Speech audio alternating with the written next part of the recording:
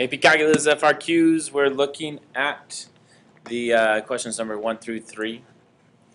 1 through 3. That means you can use your calculator. I have mine. Do you have yours?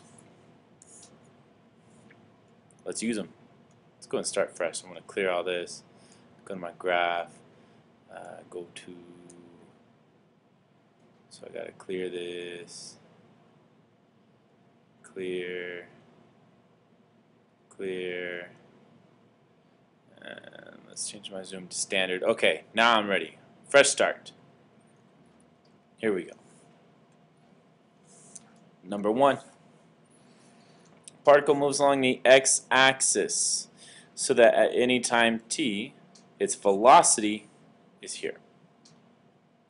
When t equals 0, the particle is at the origin. In other words, that means x of t, the position, we know that x of 0 equals 0.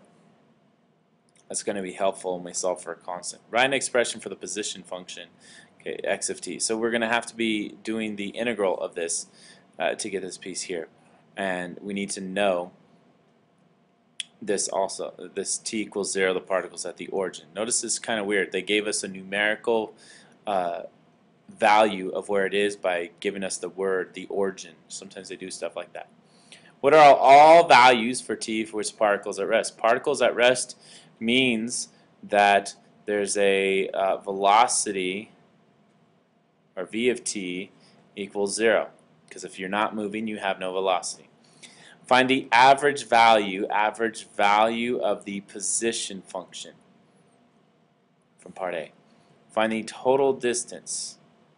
Well, the average value of position, that's going to be pretty easy. It's going to be the integral from, what's it, 0 to 5? So this will be 0 to 5 of x of t dt, and we're going to multiply it by 1 over 5 minus 0. So we'll get to that part. In part D, the total distance from 0 to 5, is always speed, and speed is the absolute value of v of t. So let's get started. Part A, it's really helpful to know v of t in order to figure out x of t, because we know x of t equals the integral of v of t.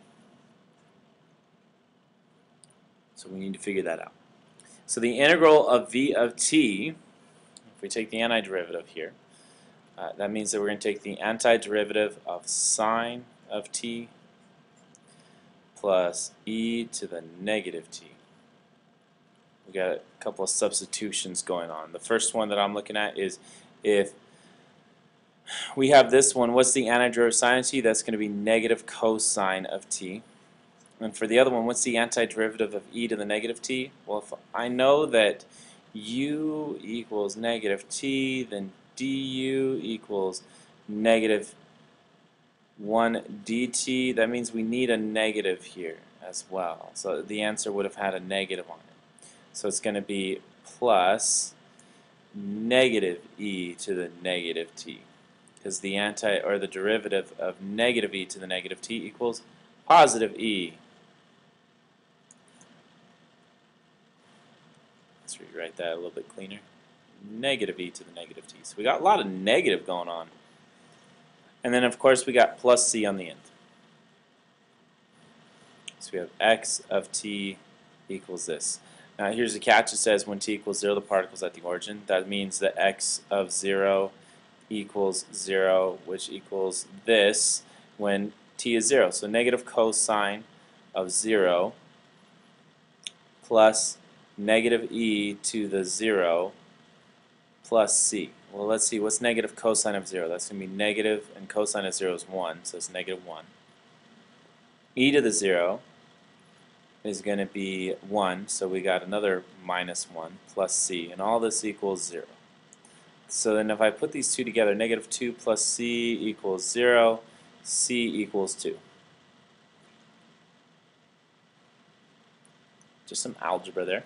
So that means the actual function x of t, I'm going to put a box around this right now, x of t equals negative cosine of t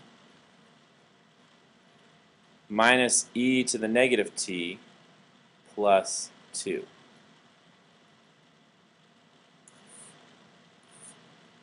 Oh, cut it off there a little bit.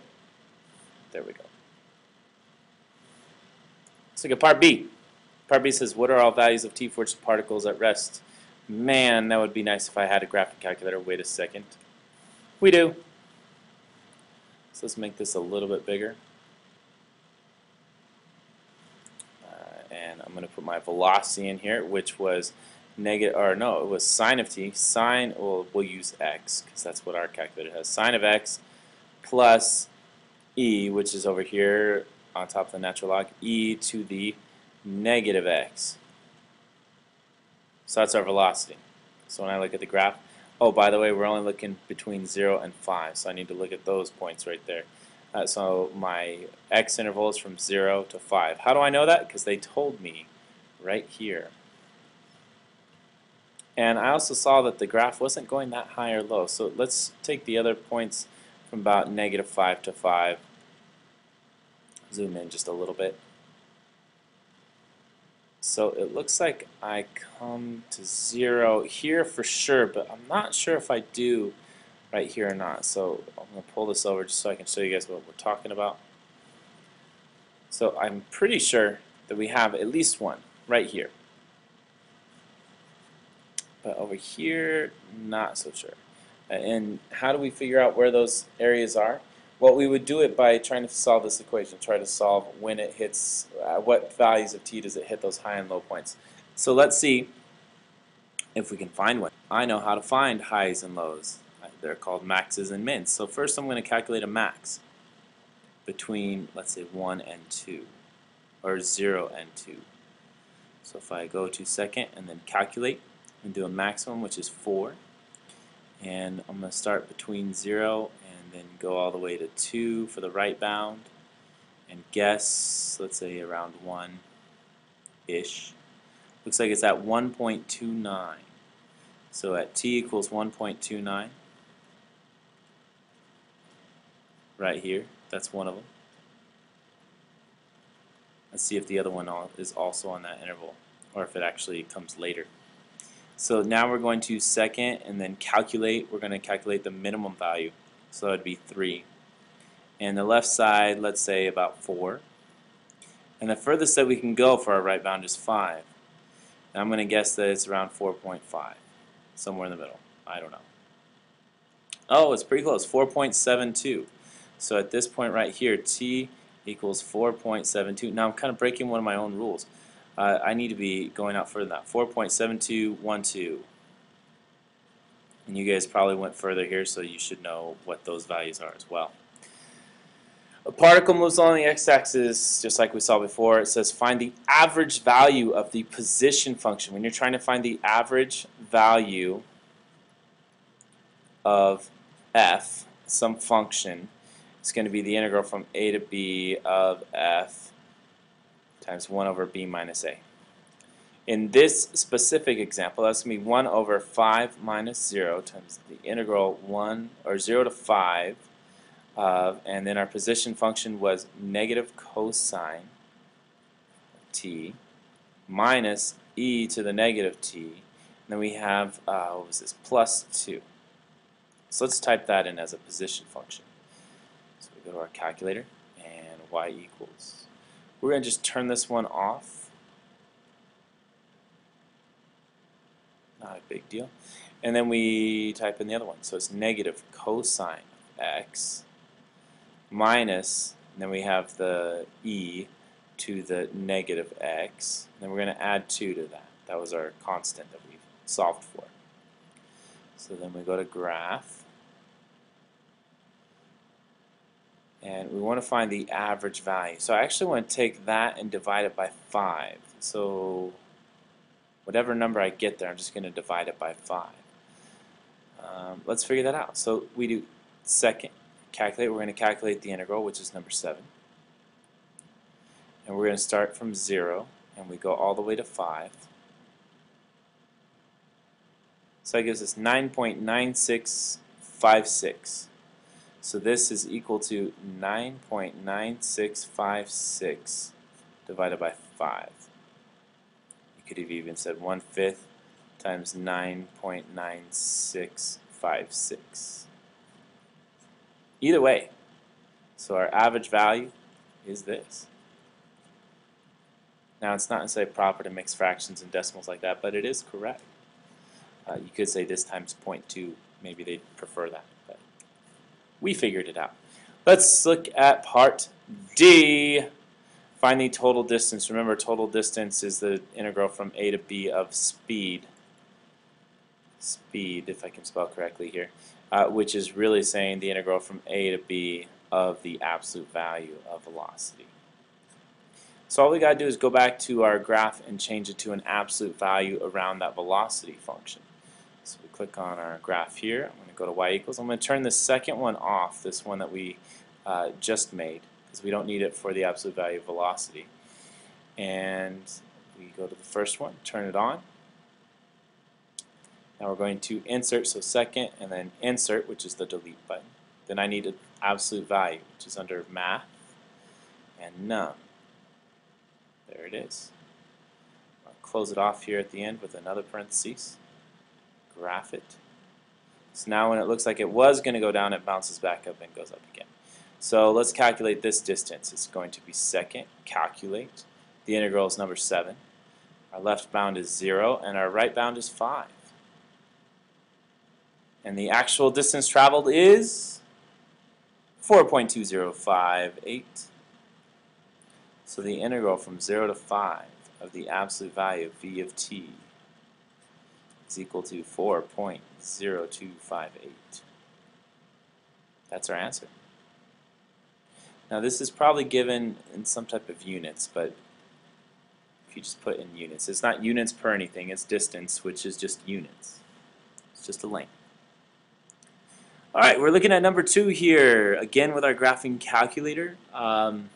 Let's see, we got a couple of functions, and it says we're between the lines 1 and x equals k, where k is greater than 1. We don't know how much greater, but we know that it's greater. And it's asking us to sketch those. We're going to plot those in our calculator. And it says without using absolute value, set up and evaluate in terms of k an integral expression that gives a of k, the region of r. And it says find the limit as k goes to infinity. Ooh, that's something a little bit different there. And if k equals 4, find the volume of revolution. Wow, there's a lot going on with this question. Let's start with the first thing where we're just going to sketch it. So let's go back to our functions. Let's take this one out. The two functions that we had was 1 over x squared, so 1 divided by, and I'll put x squared in parentheses just to make sure that it's written the same way that it is on our prompt. And then the other one was e to the negative x. That's the same thing as saying 1 divided by e to the x.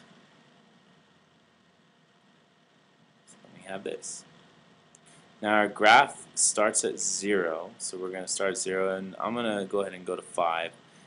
Let's go ahead and keep these intervals and see what we look like. Actually, we know that it's going to be greater than 0 the entire time. How do I know? Because that's what the picture looks like. Okay, so this one drops down quickly, and it looks like the other one goes underneath it. And if we're trying to figure out which is which, I can tell you for sure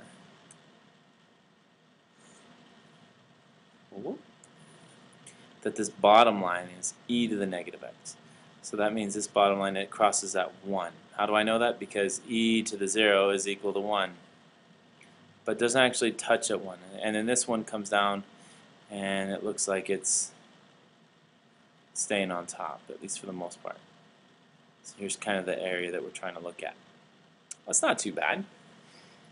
Let's see what we're doing with that. Now, okay, so we still have that same picture where we cross, and this one's kind of flat, and then the other one doesn't go back up. It continues to go down. The other one drops way down like this. Without using absolute value, set up and evaluate in terms of k, an integral expression that gives a of k, the area of the region R. So this is our region that we're trying to find. So our limits are a equals 1 and our b equals k. So we're doing the integral from 1 to k, and on top we have 1 over x squared. And on bottom we have 1 over e to the x.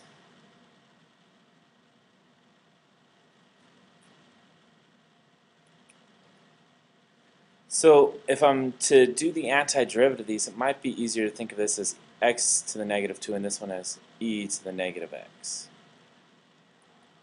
Well, the antiderivative of negative e to the negative x is actually just e to the negative x. And the antiderivative of x to the negative 2 is a power rule.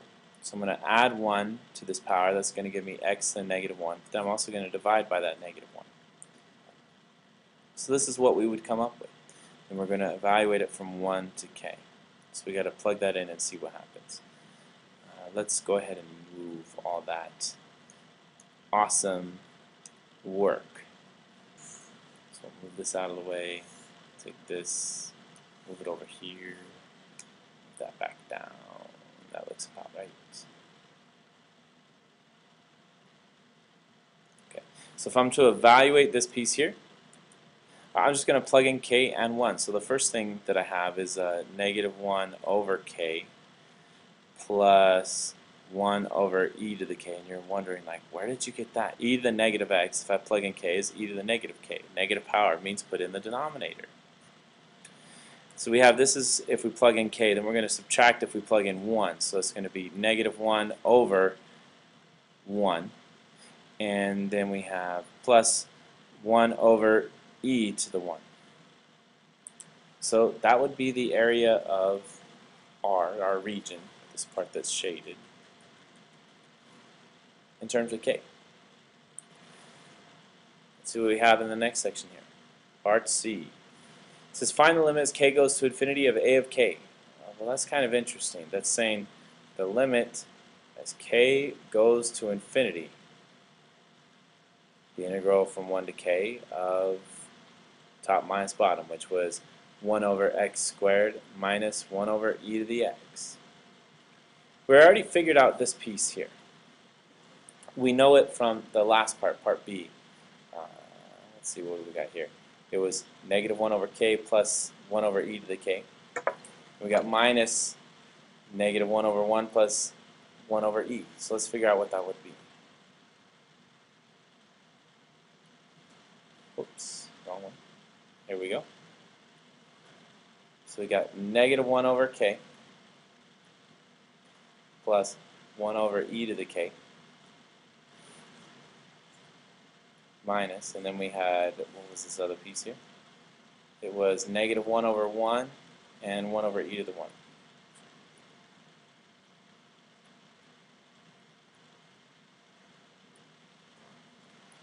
Limit as k goes to infinity. Well, if I plug in infinity here, negative 1 over infinity is going to go to 0, so that part goes to 0. E to the infinity is going to go off to infinity, and 1 over infinity here, that's going to go to 0 too. So then we really just have the second piece because there's no more k's to evaluate. So if I distribute this negative, it's going to be 1 minus 1 over e. It's kind of strange how it's almost always something simple. So the limit as k goes to infinity equals 1 minus 1 over e. Is there anything else for question 1? Maybe that was it. That was it. Looks like our view is messed up a little bit here. Let's fix it. There we go. Alright, so this next one. Ooh, we got something changing. Theta is changing. That means we're rotating this way, and this d is changing, and the length here on the wall is changing, and this 40 feet is staying the same. That part is constant. So we need to solve a bunch of stuff given these pieces of information and the prompt. So searchlight is located at A40, right here, 40 feet from the wall. The searchlight revolves counterclockwise at a rate of pi 30ths radians per second. So when we see that we're revolving, that means that theta is changing. So d theta dt equals pi over 30. I'm writing that down because that might come into play later. At any point B on the line, the L equals k over d squared. That's the lumens. And as close to point P, it's 10,000 lumens. So this is interesting. In other words, it's saying when theta equals 0, or when D equals 40, L equals 10,000. That's probably going to help us as we try to answer some of the other pieces. So I'm just translating the information now into more algebraic mathematical type terms.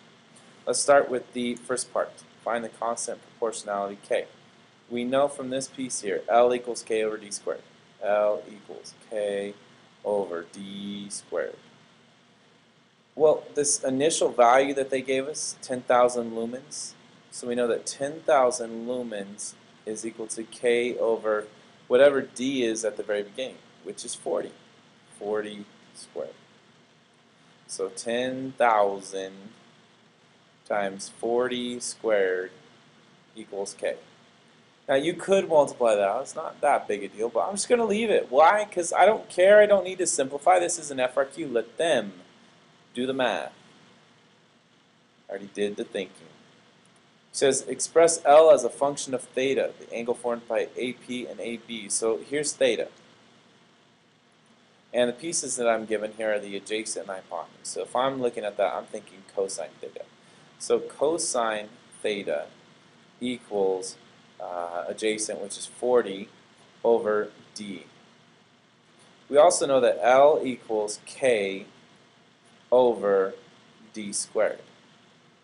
So if I could solve this piece here for D, then I could plug it into this other one. That means that D equals 40 over cosine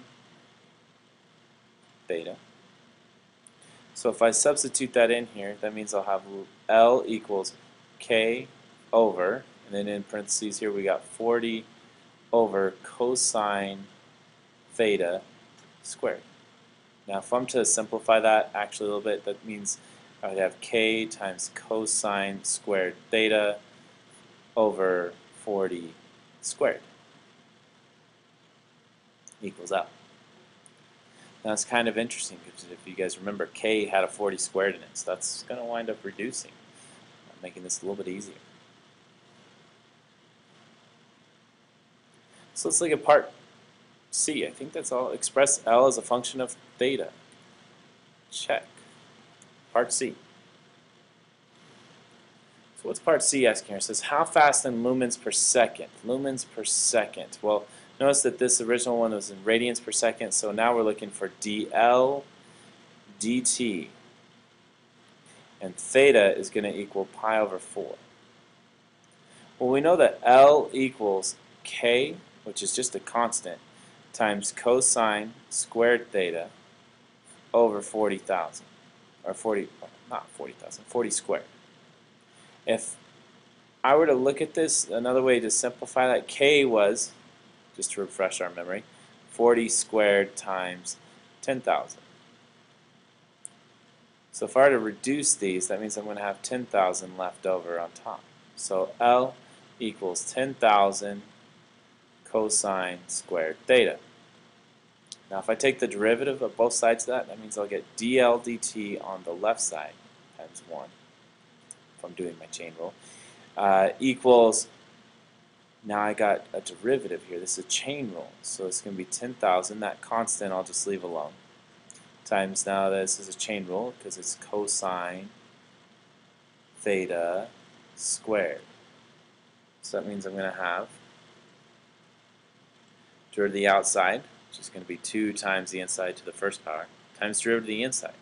Well, the inside at first is cosine theta, and then its derivative is sine theta, but it's also negative.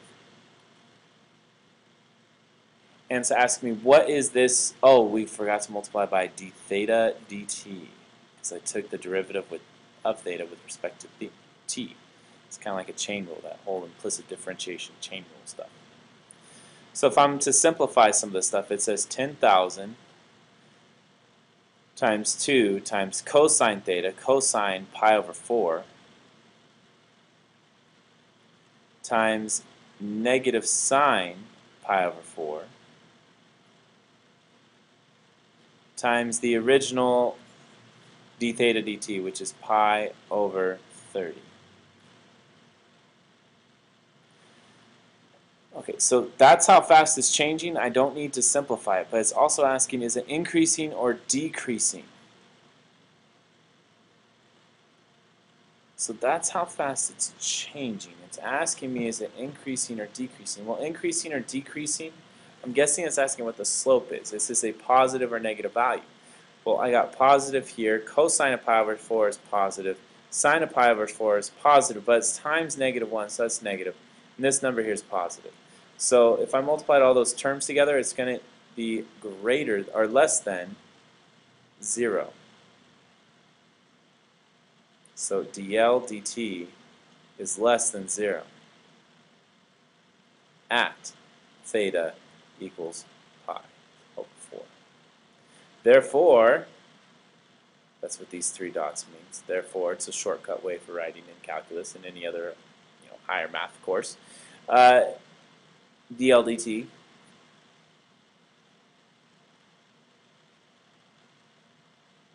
or I should say L is decreasing. The function is decreasing. Part D. So it says find the value of theta between 0 and pi over 2, after which L is less than lumens. So it sounds like I need to figure out when this gets less than 1,000. Well, that won't be too hard, especially since we have a graphing calculator. Let's go ahead and graph our original function L. So we have L was equal to, we said 10,000 times cosine squared theta. So I'm going to type that into my calculator here. And I know that I'm going all the way up in thousands, so I need to go pretty high here. So I'm going to clear these. Let's go to y equals. Clear that graph, clear the next one. And the first part we have here is 10,000 times cosine x, and then we got to square all that. So on my window, I should probably change this. We can start at 0, but then we should go at least as high as 10,000.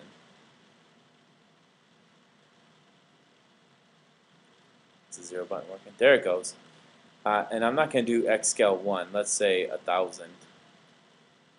That means the first mark is going to be at 1,000, at x equals 1,000. Oh wait, we shouldn't do that. That should be our y value.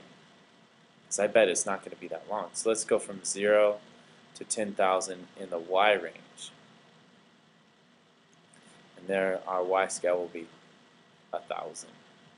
But in our x value, we can probably go from 0 to 10, I'm sure. We shouldn't need to go much more than that. Let's see what we got. Oh, in fact, we're looking at theta less than pi over 2. So where is theta less than pi over 2? Well, pi over 2 is about 3.14 divided by 2, so that's about 1.5. That looks like it's about here. So that would mean that we're not going beyond that. In fact, we can say go no further than pi over 2. We can type in pi divided by 2 second, and then the little caret gives us pi, and we divide by 2. So I want to figure out this exact point when it hits 1,000. Now there's a way that I can find that point when it intersects. So all I got to do is graph the line of 1,000. 1,000. So I want to find where these two lines intersect. Now there's various ways you can do this. We can find the difference, see when that equals to 0. But with our trusty calculator, all we have to do is second and then calculate the intersection, which is number 5. So the first curve, you just got to scroll over. This is probably the longest part is just getting to the intersection. That looks close enough. The next one, close enough. Guess? Sure. About there. Looks like at x equals 1.249. So when theta is less than 1.249, L is less than 1,000. That was pretty easy. Easier than I expected. Alright, let's look at the ones that can't use the calculator.